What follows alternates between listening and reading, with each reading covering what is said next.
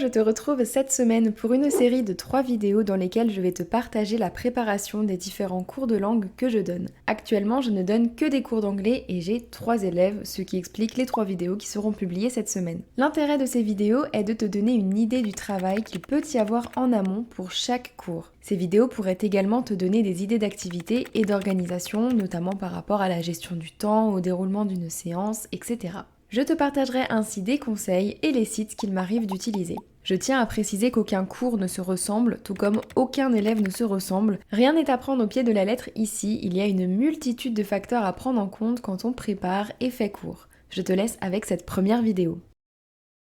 Pour ce premier cours, j'accompagne une élève de terminale qui se prépare pour son oral de LLCE pour l'épreuve du grand oral du bac. Étant donné que nous sommes mardi, c'est l'avant-dernière séance, avant qu'elle passe son oral. En soi, elle a vraiment bien avancé, donc je me fais pas de soucis.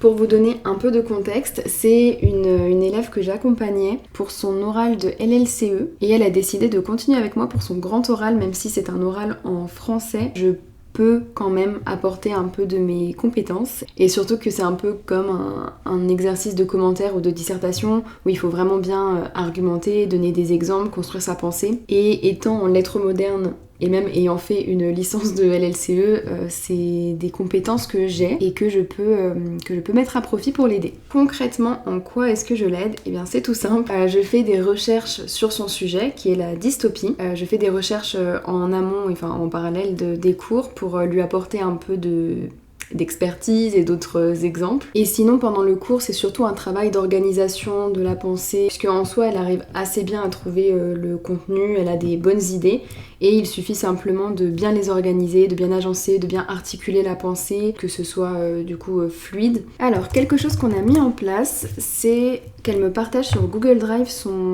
l'évolution, tout simplement, de son dossier, pour que je puisse y avoir accès. Alors, c'est parti pour un peu de lecture, et en même temps, je note sur des feuilles, donc ça c'était la dernière fois, je note sur les feuilles un peu tous les commentaires que je peux lui faire. Quelque chose qui a été assez compliqué à faire au début, j'ai dû vraiment prendre sur moi, c'était de ne pas vouloir contrôler et de ne pas lui dire exactement ce qu'elle devait faire. Mon but c'est de la guider, de lui faire se poser des questions, de l'aider à choisir, et c'est pas à moi de lui dire il faut que tu fasses les choses comme ça, il faut que tu dises ça comme ça. C'est pas du tout mon rôle. Et ça, au début, c'est compliqué, je trouve, pour trouver vraiment le juste milieu. Il faut se détacher de ce que toi tu aurais fait, de ce que toi tu aurais envie de faire. Et il faut se mettre en tête que c'est son travail, ce sont ses réflexions. Et en soi, j'ai rien à dire dessus, surtout que je suis que professeure particulière. Je suis pas sa professeure dans son lycée. Donc j'ai encore moins un mot à dire finalement sur ce qu'elle raconte. Moi, je suis vraiment là juste pour l'aider dans sa réflexion. Et je suis là pour l'aider aussi à argumenter sa pensée. Mais c'est tout. C'est vrai que j'aurais tendance à aller chercher les informations moi-même. Sauf que, encore une fois, ce n'est pas mon travail.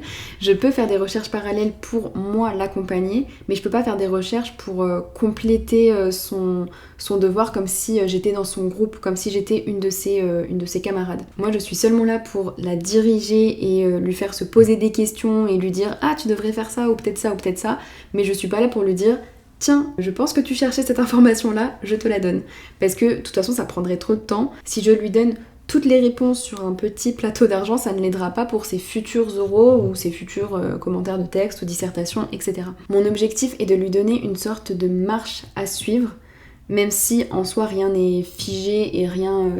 même si elle refait des oraux, rien ne sera jamais pareil. Mais je lui propose une façon de réfléchir, une façon de faire des recherches, une façon de... voilà. Mais je n'ai aucun contrôle sur la finalité finalement de son devoir. Peu importe si son devoir est ce que j'aurais fait ou ce que j'aurais peut-être pas fait forcément comme ça, etc. Ça ne me regarde pas finalement la finalité. Évidemment, j'espère qu'elle aura une bonne note et que tout va bien se passer.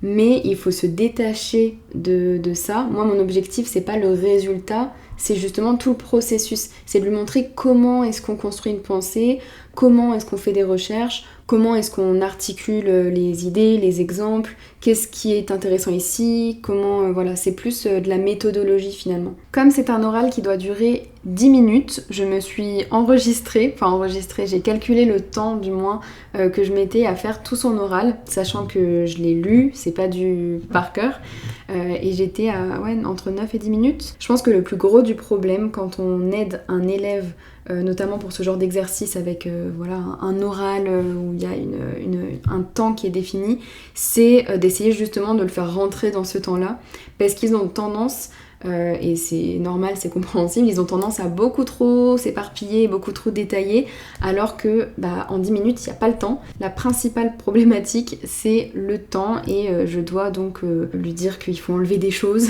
Je termine cette vidéo en voix off pour récapituler certains points. Par rapport au site utilisé, j'étais beaucoup sur Wikipédia pour les informations générales concernant les œuvres qu'elle étudiait, et sur YouTube pour les interviews des auteurs. En soi, les sites utilisés n'étaient pas vraiment pour moi pour préparer le cours, c'était plutôt pour lui faire des suggestions ou des recommandations afin qu'elle avance dans son devoir. Le principal, voire seul document que j'ai vraiment utilisé, c'était son devoir à elle, avec les modifications apportées chaque semaine. Tout mon cours et tous les commentaires que je lui faisais partaient de son travail. Google Drive était alors notre meilleur ami et c'était le site que j'utilisais principalement. Pour te donner une idée du temps que je mettais à préparer ce cours, ça dépendait, mais je mettais entre 15 et 30 minutes, voire 45 minutes parfois, parce que c'était surtout de la lecture et de la réflexion, et ça prend plus de temps que de choisir des exercices et préparer une leçon. J'espère que cette vidéo t'aura plu, on se revoit mercredi pour la deuxième vidéo de cette série.